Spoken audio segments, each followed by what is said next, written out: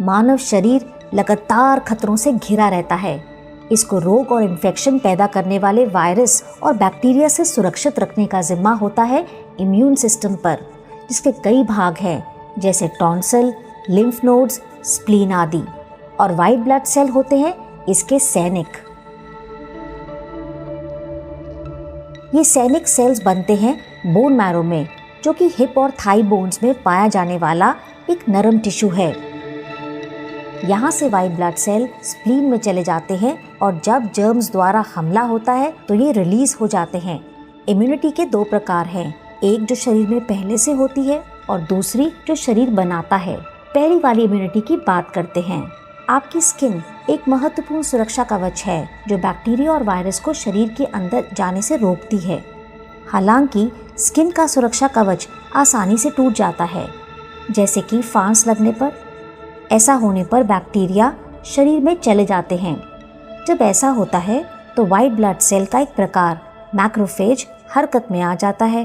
वो समझ जाता है कि बैक्टीरिया शरीर पर हमला कर रहे हैं और एक मैक्रोफेज एक बैक्टीरिया को अपनी गिरफ्त में ले लेता है। मैक्रोफेज के अंदर ये बैक्टीरिया धीरे धीरे खत्म हो जाते हैं और इसके सिर्फ छोटे छोटे टुकड़े रह जाते हैं। ये टुकड़े मैक्रोफेज की बाहरी सतह पर आ जाते हैं।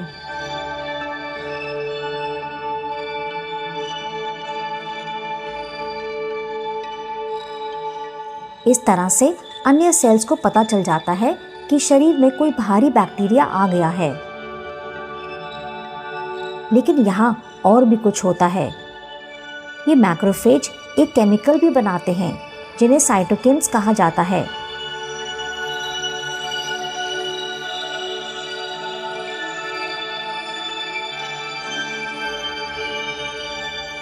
साइटोकिन दूसरे मैक्रोफेज तक जाते हैं और उनसे जुड़ जाते हैं।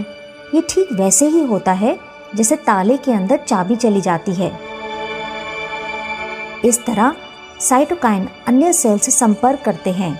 उदाहरण के तौर पे ये दूसरे मैक्रोफेज को बताते हैं कि करीब ही कुछ ऐसे बैक्टीरिया हैं जिन्हें मारना है। ये इम्यून सिस्टम की सुरक्षा प्रक्रिया का एक महत्वपूर्ण हिस्सा है, क्योंकि अब दूसरे मैक्रोफेज बाकी बैक्टीरिया तक उन्हें मारने के लिए पहुंच जाते हैं। लेकिन फिर भी सब बैक्टीरिया नहीं मरते। अब इम्यून सिस्टम का दूसरा प्रकार मैदान में आ जाता है। बैक्टीरिया के हमले के बाद कुछ खास सेल बैक्टीरिया के बारे में जानकारी इकट्ठा करना शुरू कर देते हैं। इन्हें डेंड्राइटिक सेल कहा जाता है। ये सेल्स इम्यून सिस्टम के इंफॉर्मेशन ऑफिसर की तरह होते हैं और लिम्फ नोड्स तक बैक्टीरिया के बारे में जानकारी ले जाते हैं। लिम्फ नोड इम्यून सिस्टम के इंफॉर्मेशन सेंटर होते हैं। यहाँ इम्यून सिस्टम के सेल्स बैक्टीरिया के बारे में जानकारी शेयर करने के लिए मिलते हैं। लिम्फ नोड्स के अंदर डेंड्राइटिक सेल बैक्टीरिया के टुकड़े टी सेल को दे देते हैं।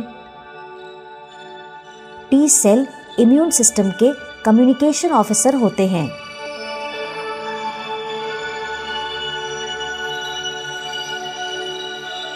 टी सेल अब बी सेल को हरकत में ले आते हैं। बी सेल टी सेल से एंटीबॉडी बनाना सीखते हैं। ये एंटीबॉडी सिर्फ उस हमलावर बैक्टीरिया को मारने के लिए ही बनाई जाती हैं। इम्यून सिस्टम अब अपना सबसे बड़ा कदम उठाते हैं। बी सेल लाखों करोड़ों एंटीबॉडी रिलीज करते हैं और हर एंटीबॉडी सिर्फ उस हमलावर सेल को मारने के लिए तैयार होती है। एंटीबॉडी की ये फौज सारे शरीर में फैल जाती है और जब तक इन्फेक्शन समाप्त नहीं हो जाता बैक्टीरिया से लड़ती रहती है। दोबारा अगर कभी ये बैक्टीरिया शरीर में आ जाता है तो ये एंटीबॉडी उसे तुरंत पहचान कर खत्म कर देती है।